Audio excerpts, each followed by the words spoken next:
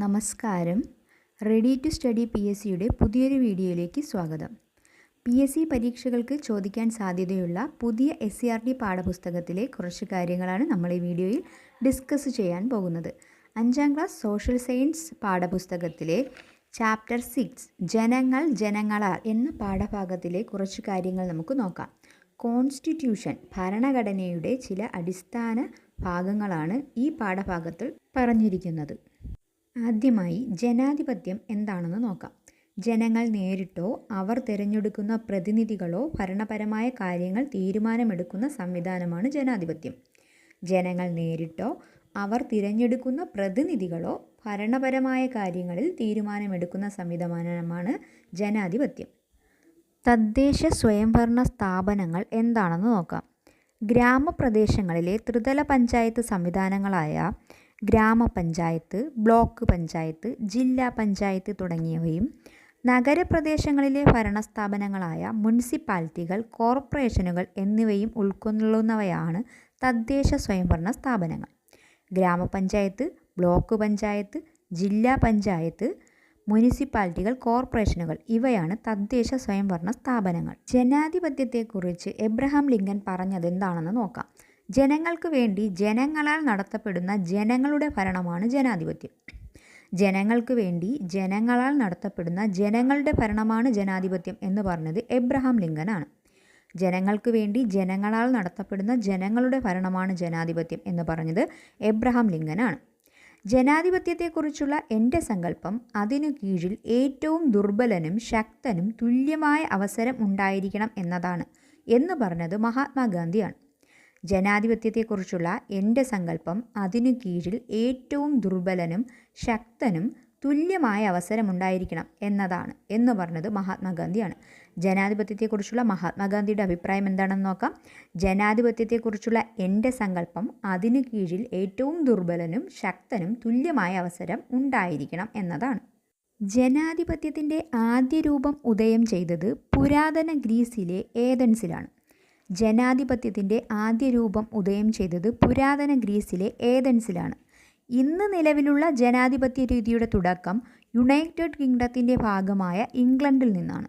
ഇന്ന് നിലവിലുള്ള ജനാധിപത്യ രീതിയുടെ തുടക്കം യുണൈറ്റഡ് കിങ്ഡത്തിൻ്റെ ഭാഗമായ ഇംഗ്ലണ്ടിൽ നിന്നാണ്.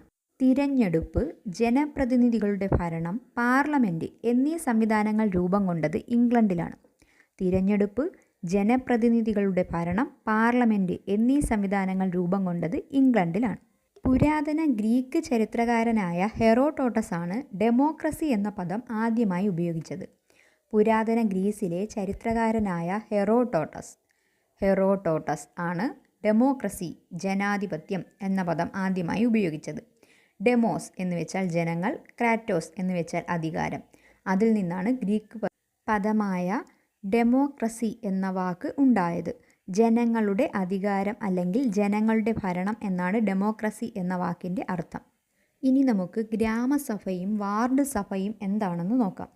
ഒരു പ്രദേശത്തിൻ്റെ ഭരണവികസന പ്രക്രിയയിൽ എല്ലാ ജനങ്ങൾക്കും പങ്കാളികളാകാനും തീരുമാനങ്ങൾ എടുക്കാനും അവസരം ലഭിക്കുന്ന വേദികളാണ് ഗ്രാമസഭ. ഒരു പ്രദേശത്തിൻ്റെ ഭരണവികസന പ്രക്രിയയിൽ എല്ലാ ജനങ്ങൾക്കും പങ്കാളികളാകാനും തീരുമാനങ്ങൾ എടുക്കാനും അവസരം ലഭിക്കുന്ന വേദികളാണ് ഗ്രാമസഭകൾ.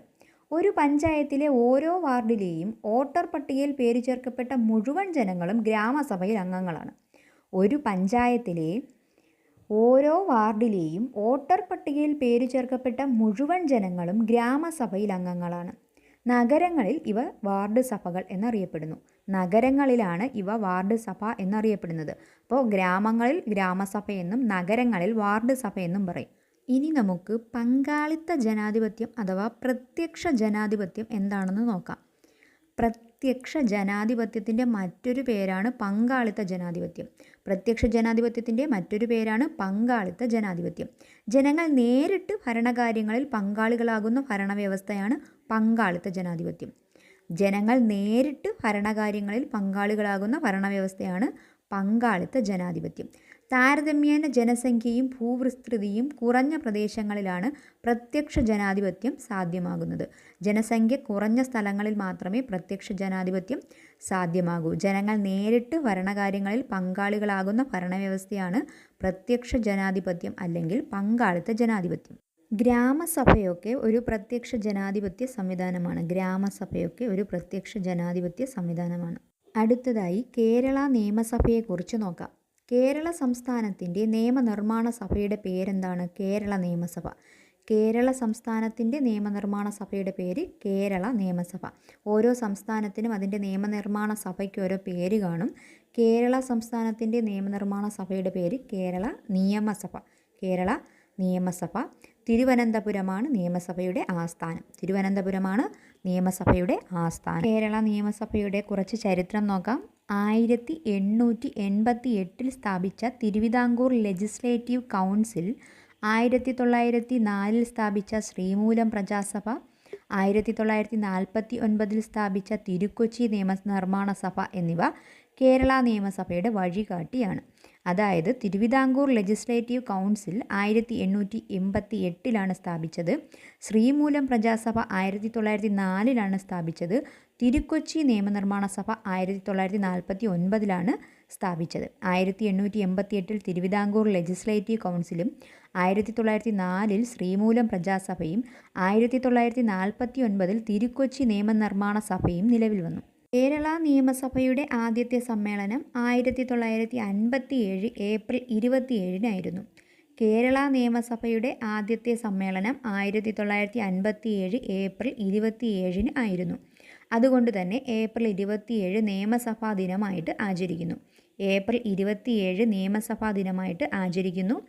1957 ഏപ്രിൽ 27 കേരള നിയമസഭയുടെ ആദ്യ സമ്മേളനം നടന്നത്.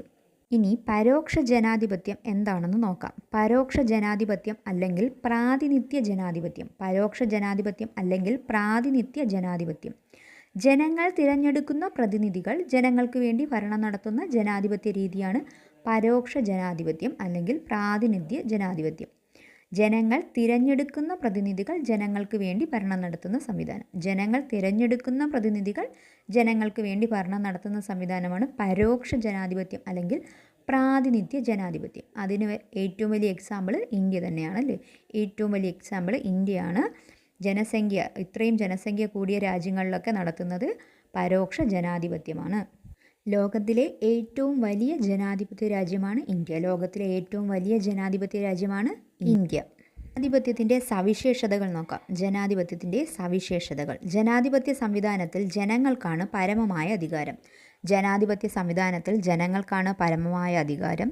സ്വാതന്ത്ര്യവും നീതിപൂർവവുമായ തിരഞ്ഞെടുപ്പ്. സ്വതന്ത്രവും നീതിപൂർവവുമായ തിരഞ്ഞെടുപ്പ്. ഗവൺമെൻറ്റിനെ വിമർശനങ്ങളിലൂടെ മെച്ചപ്പെടുത്താൻ സഹായിക്കുന്ന പ്രതിപക്ഷം. ഗവൺമെൻറ്റിനെ വിമർശനങ്ങളിലൂടെ മെച്ചപ്പെടുത്താൻ സഹായിക്കുന്ന പ്രതിപക്ഷം. നിയമത്തിന് മുന്നിൽ എല്ലാവരും തുല്യത ഉറപ്പുവരുത്തുന്ന നിയമവാഴ്ച. നിയമത്തിന് മുന്നിൽ എല്ലാവർക്കും തുല്യത ഉറപ്പുവരുത്തുന്ന നിയമവാഴ്ച. ജനങ്ങളെയും ഭരണകൂടത്തെയും തമ്മിൽ ബന്ധിപ്പിക്കാൻ സഹായിക്കുന്ന സ്വതന്ത്ര വാർത്താ മാധ്യമങ്ങൾ. ജനങ്ങളെയും ഭരണകൂടത്തെയും തമ്മിൽ ബന്ധിപ്പിക്കാൻ സഹായിക്കുന്ന സ്വതന്ത്ര വാർത്താ മാധ്യമങ്ങൾ. സ്വതന്ത്രവും നിഷ്പക്ഷവുമായ നീതിന്യായ വ്യവസ്ഥ. സ്വതന്ത്രവും നിഷ്പക്ഷവുമായ നീതിന്യായ വ്യവസ്ഥ. ഇവയൊക്കെയാണ് ജനാധിപത്യത്തിൻ്റെ സവിശേഷതകൾ. സ്റ്റേറ്റ്മെൻറ്റ് ടൈപ്പ് ക്വസ്റ്റ്യൻ വരികയാണെങ്കിൽ ചിലപ്പോൾ ഇതൊക്കെ ചോദിക്കാം. അതുകൊണ്ടാണ് ഈ ഭാഗങ്ങളും കൂടി പറയുന്നത്. എന്താണ് സാർവത്രിക പ്രായപൂർത്തി വോട്ടവകാശം? എന്താണ് സാർവത്രിക പ്രായപൂർത്തി വോട്ടവകാശം എന്ന് വെച്ചാൽ യാതൊരു വിവേചനങ്ങളുമില്ലാതെ നിശ്ചിത പ്രായം പൂർത്തിയാക്കി എല്ലാവർക്കും തിരഞ്ഞെടുപ്പിൽ വോട്ട് ചെയ്യാനുള്ള അവകാശം. അതിനെയാണ് പ്രായപൂർത്തി വോട്ടവകാശം എന്ന് പറയുന്നത്. നിശ്ചിത പ്രായം പൂർത്തിയാക്കി എല്ലാവർക്കും ഒരു വിവേചനവുമില്ലാതെ വോട്ട് ചെയ്യാനുള്ള അവകാശത്തെയാണ് പ്രായപൂർത്തി വോട്ടവകാശം എന്ന് പറയുന്നത്. മുൻകാലങ്ങളിൽ അവർക്കുണ്ടായിരുന്ന വസ്തുവിൻ്റെയും മറ്റും അടിസ്ഥാനത്തിലൊക്കെയാണ് വോട്ടുകളുടെ എണ്ണമൊക്കെ നിശ്ചയിക്കുകയും വോട്ട് ചെയ്യാനുള്ള യോഗ്യത നിശ്ചയിക്കുകയും ഒക്കെ ചെയ്തിരുന്നു. എന്നാൽ സ്വാതന്ത്ര്യാനന്തരം നമ്മുടെ രാജ്യത്ത് യാതൊരു വിവേചനങ്ങളുമില്ലാതെ നിശ്ചിത പ്രായപൂർത്തിയായ എല്ലാവർക്കും വോട്ട് ചെയ്യാനുള്ള അവകാശമുണ്ടായി. അതിനെ സാർവത്രിക പ്രായപൂർത്തി വോട്ടവകാശം എന്ന് പറയുന്നു. 1989 വരെ ഇന്ത്യയിൽ വോട്ടവകാശത്തിനുള്ള പ്രായം 21 വയസ്സായിരുന്നു. അന്നൊക്കെ 21 വയസ്സ് കഴിഞ്ഞ എല്ലാവർക്കും വോട്ടവകാശമുണ്ടായിരുന്നു. എന്നാൽ 1989 ശേഷം 18 വയസ്സ് മുതലുള്ള എല്ലാവർക്കും വോട്ട് ചെയ്യാനുള്ള അവകാശം ലഭിച്ചു. 1989 വരെ ഇന്ത്യയിൽ വോട്ടവകാശത്തിനുള്ള പ്രായപരിധി 21 വയസ്സ് മുകളിലുള്ളവർക്കാണ് വോട്ടവകാശം ഉണ്ടായിരുന്നത്. അത് 1989 ശേഷം 18 വയസ്സായി കുറച്ചു. ഈ പറഞ്ഞതിനർത്ഥം 18 വയസ്സ് പൂർത്തിയായതുകൊണ്ട് മാത്രം ഒരാൾക്ക് തിരഞ്ഞെടുപ്പിൽ വോട്ട് ചെയ്യാൻ സാധിക്കും എന്നല്ല. 18 വയസ്സ് പൂർത്തിയായ ആൾക്ക് വോട്ടിന് അവകാശമുണ്ട് എന്നാണ്. 18 വയസ്സ് പൂർത്തിയായിരിക്കണം, വോട്ടർ ID കാർഡ് ഉണ്ടായിരിക്കണം, വോട്ടേഴ്സ് ലിസ്റ്റിൽ പേരുണ്ടായിരിക്കണം. ഇതൊക്കെ ഉണ്ടെങ്കിൽ മാത്രമേ ഒരാൾക്ക് വോട്ട് ചെയ്യാൻ പറ്റൂ. തിരഞ്ഞെടുപ്പിൻ്റെ വിവിധ ഘട്ടങ്ങൾ നോക്കാം. തിരഞ്ഞെടുപ്പിൻ്റെ വിവിധ ഘട്ടങ്ങൾ. തിരഞ്ഞെടുപ്പ് ഉദ്യോഗസ്ഥരെ നിയമിക്കുന്നതാണ് ആദ്യഘട്ടം. ആദ്യഘട്ടത്തിൽ തിരഞ്ഞെടുപ്പ് ഉദ്യോഗസ്ഥരെ നിയമിക്കും. അതിനുശേഷം തിരഞ്ഞെടുപ്പ് വിജ്ഞാപനം പുറപ്പെടുവിക്കും. നാമനിർദ്ദേശ പത്രിക അത് കഴിഞ്ഞാണ് സമർപ്പിക്കാനുള്ളത്. തിരഞ്ഞെടുപ്പ് ഉദ്യോഗസ്ഥരെ നിയമിച്ച് തിരഞ്ഞെടുപ്പ് വിജ്ഞാപനം പുറപ്പെടുവിച്ച് കഴിഞ്ഞാൽ നാമനിർദ്ദേശ പത്രിക സമർപ്പിക്കാം. അതിനുശേഷം നാമനിർദ്ദേശ പത്രിക സൂക്ഷ്മ പരിശോധന നടത്തും. നാമനിർദ്ദേശ പത്രിക പിൻവലിക്കുന്നവർക്ക് പിൻവലിക്കാനുള്ള സമയം കൊടുക്കും. അത് കഴിഞ്ഞ് തിരഞ്ഞെടുപ്പ് പ്രചാരണം നടത്താം, വോട്ടെടുപ്പ് നടത്തും, വോട്ടെണ്ണലും ഫലപ്രഖ്യാപനവും നടത്തും. തിരഞ്ഞെടുപ്പിൻ്റെ വിവിധ ഘട്ടങ്ങളാണ് പറഞ്ഞത്. തിരഞ്ഞെടുപ്പ് ഉദ്യോഗസ്ഥരെ നിയമിക്കും, തിരഞ്ഞെടുപ്പ് വിജ്ഞാപനം പുറപ്പെടുവിക്കും, അത് കഴിഞ്ഞ് നാമനിർദ്ദേശ പത്രിക സമർപ്പിക്കാം, പത്രിക സൂക്ഷ്മ പരിശോധന നടത്തും, നാമനിർദ്ദേശ പത്രിക പിൻവലിക്കാനുള്ള സമയം കൊടുക്കും, തിരഞ്ഞെടുപ്പ് പ്രചാരണം നടത്താം, അത് കഴിഞ്ഞ് വോട്ടെടുപ്പ് നടത്തും, വോട്ടെണ്ണലും ഫലപ്രഖ്യാപനവും നടത്തും. തിരഞ്ഞെടുപ്പിൻ്റെ ധർമ്മങ്ങൾ എന്താണെന്ന് നോക്കാം. ഗവൺമെൻറ് രൂപീകരിക്കാൻ വേണ്ടിയിട്ടാണ് തിരഞ്ഞെടുപ്പ് നടത്തുന്നത്. അപ്പോൾ തിരഞ്ഞെടുപ്പിൻ്റെ ഒന്നാമത്തെ ധർമ്മം ഗവൺമെൻറ് രൂപീകരിക്കുന്നു, എല്ലാവർക്കും പ്രാതിനിധ്യം നൽകുന്നു. തിരഞ്ഞെടുപ്പിൽ എല്ലാവർക്കും പ്രാതിനിധ്യം നൽകുന്നു. ഭരണകർത്താക്കളെ വളർത്തിയെടുക്കുന്നതിൽ തിരഞ്ഞെടുപ്പ് ഒരു മുഖ്യ പങ്ക് വഹിക്കുന്നു. ഭരണകർത്താക്കളെ വളർത്തിയെടുക്കുന്നതിൽ. ജനാധിപത്യം ശക്തിപ്പെടുത്തുന്നതിൽ തിരഞ്ഞെടുപ്പിന് പ്രധാന പങ്കുണ്ട്. വോട്ടർമാരെ ബോധവൽക്കരിക്കുന്നു. തിരഞ്ഞെടുപ്പിൻ്റെ മറ്റൊരു ധർമ്മമാണ് വോട്ടർമാരെ ബോധവൽക്കരിക്കുന്നു. അപ്പോൾ തിരഞ്ഞെടുപ്പിൻ്റെ ധർമ്മങ്ങൾ എന്താണെന്ന് നോക്കാം. ഗവൺമെൻറ്റുകൾ രൂപീകരിക്കുന്നു, എല്ലാവർക്കും പ്രാതിനിധ്യം നൽകുന്നു, ഭരണകർത്താക്കളെ വളർത്തിയെടുക്കുന്നു, ജനാധിപത്യം ശക്തിപ്പെടുത്തുന്നു, വോട്ടർമാരെ ബോധവൽക്കരിക്കുന്നു.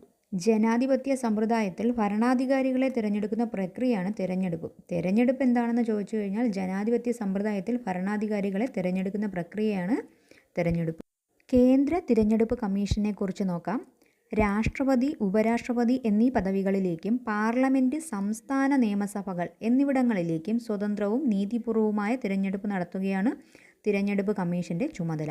കേന്ദ്ര തിരഞ്ഞെടുപ്പ് കമ്മീഷനാണ് രാഷ്ട്രപതി, ഉപരാഷ്ട്രപതി പദവികളിലേക്കും പാർലമെൻറ്റ്, സംസ്ഥാന നിയമസഭകൾ എന്നിവിടങ്ങളിലേക്കും തിരഞ്ഞെടുപ്പ് നടത്തുന്നത്. സ്വതന്ത്രവും നീതിപൂർവവുമായ തിരഞ്ഞെടുപ്പ് നടത്തുന്നത് തിരഞ്ഞെടുപ്പ് കമ്മീഷനാണ്. കേന്ദ്ര തിരഞ്ഞെടുപ്പ് കമ്മീഷൻ്റെ ചുമതലയാണ് രാഷ്ട്രപതി, ഉപരാഷ്ട്രപതി പദവികളിലേക്ക് തിരഞ്ഞെടുപ്പ് നടത്തുക. പാർലമെൻറ്റ്, സംസ്ഥാന നിയമസഭകൾ എന്നിവിടങ്ങളിലേക്ക് തിരഞ്ഞെടുപ്പ് നടത്തുക. ഇത് കേന്ദ്ര തിരഞ്ഞെടുപ്പ് കമ്മീഷൻ്റെ ചുമതലയാണ്.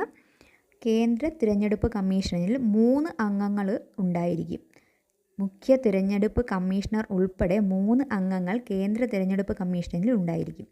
3 അംഗങ്ങളുള്ള തിരഞ്ഞെടുപ്പ് കമ്മീഷനിൽ മുഖ്യ തിരഞ്ഞെടുപ്പ് കമ്മീഷണർ ഉൾപ്പെടെ എല്ലാവരെയും നിയമിക്കുന്നത് രാഷ്ട്രപതിയാണ്. കേന്ദ്ര തിരഞ്ഞെടുപ്പ് കമ്മീഷനിൽ 3 അംഗങ്ങൾ ഉണ്ടായിരിക്കും. മുഖ്യ തിരഞ്ഞെടുപ്പ് കമ്മീഷണർ ഉൾപ്പെടെ 3 അംഗങ്ങൾ ഉണ്ടായിരിക്കും. ഈ 3 അംഗങ്ങളെയും നിയമിക്കുന്നത് രാഷ്ട്രപതിയാണ്.